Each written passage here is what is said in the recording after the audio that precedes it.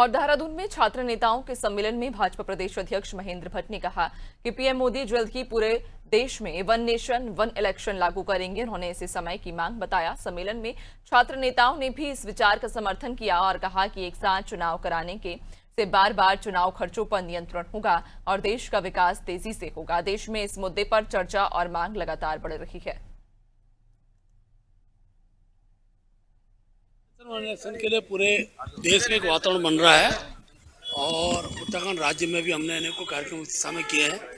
आज छात्र राजनीति से जुड़े हुए अनेकों युवा छात्र नेताओं के साथ एक सेमिनार है और मैं कह सकता हूं कि पूरे देश के अंदर वन नेशन वन इलेक्शन के लिए एक माहौल बनेगा और देश के प्रधानमंत्री जी बहुत जल्दी इसको भारत उसमें लागू करेंगे। देखिए, ये जो कॉन्सेप्ट है वन नेशन वन इलेक्शन का, ये हमारे लिए बहुत ही ज़रूरी है।